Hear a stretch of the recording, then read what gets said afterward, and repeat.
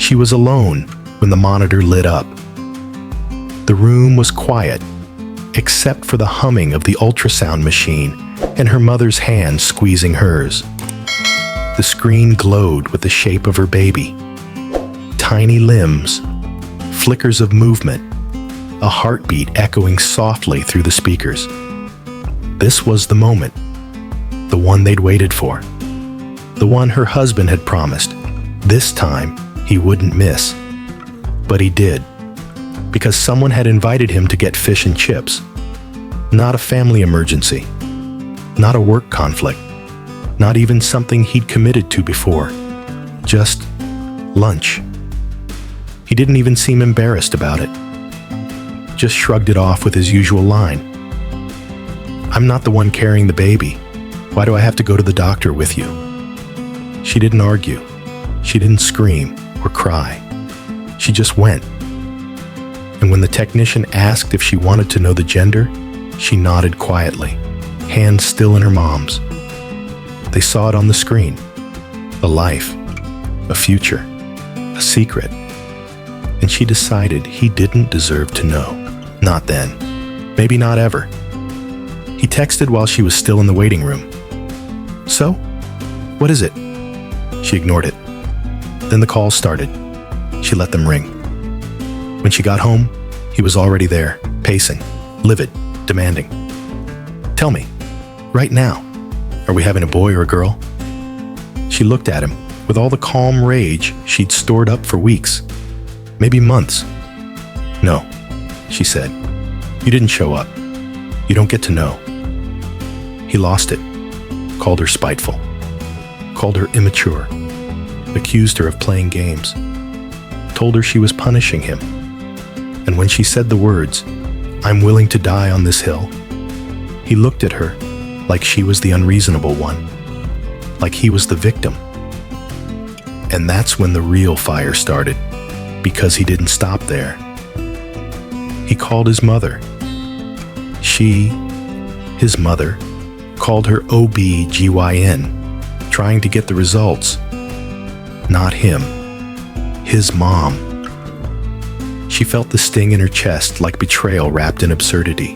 The man who wouldn't take an hour to sit beside her for one of the most important scans of their lives had his mommy make a call for him. It was more than disrespect. It was disconnection. From the pregnancy, from the baby, from her. And now his whole family was involved, pressuring her, lecturing her. "Stop playing games. Don't be petty. He has a right to know." But did he? Did he really? Because rights come with responsibilities. That's how this works. He's the father. But what does that mean if he won't show up? If he can't sit through an appointment, will he sit through a sleepless night? If he can't put her first now, when her ankles are swelling and her back is breaking and her hormones are a flood of fire and fear, will he ever? The signs were already there.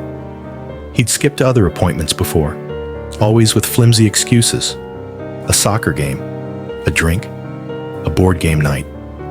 And each time, when she voiced her disappointment, he rolled his eyes. Dismissed her, dismissed. "You're overreacting.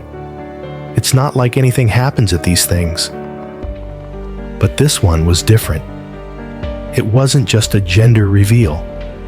It was the anatomy scan, the full body look at their child's development, the scan that checks for major conditions, for life-threatening complications, for anything that might mean heartbreak. He didn't even ask if everything was okay. Just wanted to know if he could buy blue balloons or pink cupcakes. And it wasn't just about that day. It was the pattern. The casual cruelty of someone who thinks fatherhood starts the day the baby is born, not the day the test turned positive. And when she thought about what kind of father he might become, a chill ran through her. The kind who calls it babysitting when he's alone with his own child. The kind who sighs loudly when the baby cries at night, but never gets out of bed. The kind who watches her struggle and says, Well, you wanted the kid. She tried to picture the future, her holding their child at the pediatrician's office alone, her crying quietly in the nursery while he plays video games in the next room, her trying to celebrate milestones while he's out drinking with friends. She felt like she was already parenting solo.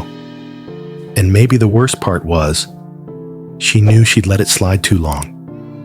She told herself it was just a phase, that he'd come around, that maybe the baby's kicks, or the growing belly, or the first cry on delivery day would snap him into reality. But now, watching him yell at her over something he chose to miss, she saw him clearly. A man who wants the perks of parenthood without the presents, who wants to brag about being a dad, but not build the bond. A man who thinks being there is optional. So she drew a line, a firm, final one. She told him, you weren't there, so you don't get to know. Not out of pettiness, not out of revenge, but to make a point. You can't just show up for the moments you think are fun. You have to show up for the hard ones, the medical ones, the uncertain ones. That's what parenting is. And now he's sulking. He's fuming. He's calling her cruel. But he still hasn't apologized. He still hasn't acknowledged what he missed. He still hasn't asked if the baby is healthy or if she is okay. So, am I the asshole?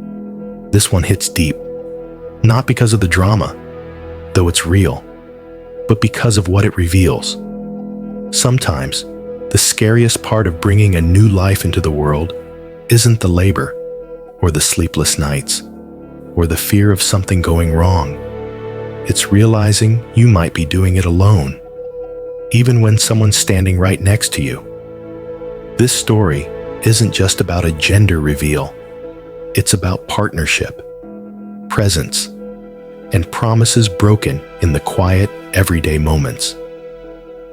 It's about how absence doesn't always look like someone walking out the door. Sometimes, it looks like someone staying, but refusing to show up. It's about what we owe each other when we say we're in this together. So now I want to ask you, if someone skips the hard parts, do they still deserve the beautiful ones? If they don't show up when it's uncomfortable, should they get to be part of the magic? And most of all, what would you do? Drop your thoughts in the comments. And if you've been through something similar, you're not alone. Let's talk. This is AITA Story Vault, where the hardest questions don't always have easy answers. See you in the next story.